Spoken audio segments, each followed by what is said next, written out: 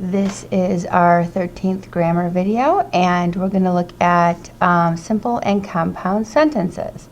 So as you know from doing compound subjects and predicates, anything that's compound means there's more than one of it. So a simple sentence would be one sentence. A compound sentence would be two sentences put together to make one sentence in your writing. So a sentence is also known as a clause. A clause is a group of words with its own subject and verb. An independent clause has a subject and verb, and it can stand by itself as a complete sentence. That's what we think of as a complete sentence, is an independent clause. So some examples: the bus arrived. We have bus as subject, arrived as verb, and it can stand on its own as a complete thought. Marie Curie, a scientist, discovered radium. Marie Curie is your subject, discovered is your verb, radium is the direct object, and it is a complete thought and can stand by itself. So these are both independent clauses. A simple sentence consists of one single independent clause. A compound sentence will have more than one independent clause in it. So some simple sentences: Rachel Carson wrote Silent Spring. We have one subject, one verb. A simple sentence can have a compound subject and a compound predicate. Alexis and Zelie read and study books. Here we have Alexis and Zelie as a compound subject. Read and study is your compound predicate.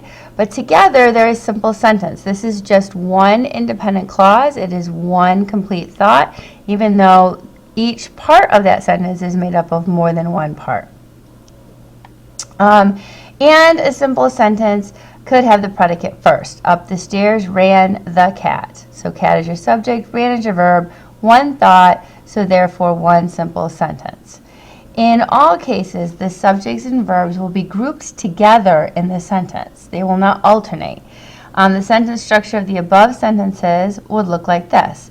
In the first one, subject, verb, direct object. Subject, Rachel Carson, verb, wrote, direct object, Silent Spring. The second one, we have Alexis and Zelie as our subjects. So we have SS. We have read and study as verbs. So we have VV, and then one direct object, books, DO. SS, VV, DO. And in our last one, we have the verb ran, and then the subject cat, so it's VS. But if you'll notice, especially in number 2, while we have more than one S and more than one V, they're grouped together, SS, VV. Okay, this is what the structure of a simple sentence will look like. A compound sentence is going to look different. A compound sentence contains two or more simple sentences or independent clauses. So there's a couple ways you can join them. You can have a comma with a coordinating conjunction, which would be and, but, and also for. Or you can have a semicolon. So ecologists study forests and forest rangers protect them. We have one simple sentence here: ecologists study forests. We have one here: forest rangers protect them. They're joined by the comma and, making a compound sentence, two simple sentences. In this next example, ecologists study nature, they protect it. We have ecologists study nature as our first simple sentence.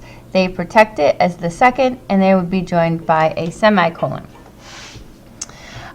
When you look at the structure of a compound sentence, it will always have two subjects and two verbs at a minimum, at least. It could have more, but at least two subjects and two verbs, and they will alternate in the sentence. You're going to get subject, verb, or you're going to get verb, subject, verb, subject. You could get subject, verb, but they will alternate back and forth. They will not be grouped together with all the S's together and V's together as in up here. So an example: Mary saw the light and she followed it. In our first sentence, Mary saw the light. Mary is your subject. Verb is saw. Direct object is light. This is one independent clause. Mary saw the light. SVDO.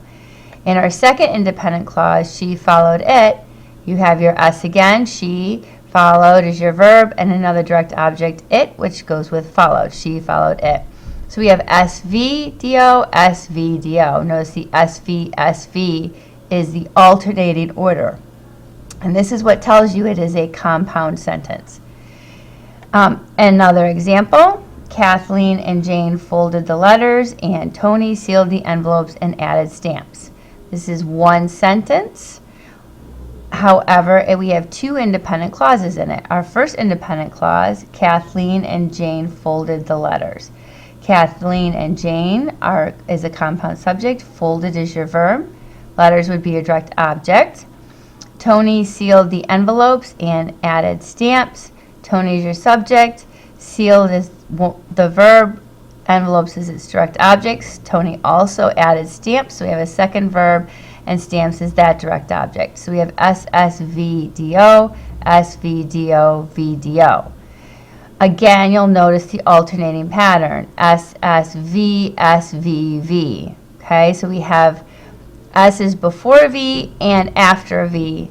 Okay, we have the alternating S and V pattern. That's a compound sentence. For your assignment, what I would like you to do is write me a compound sentence.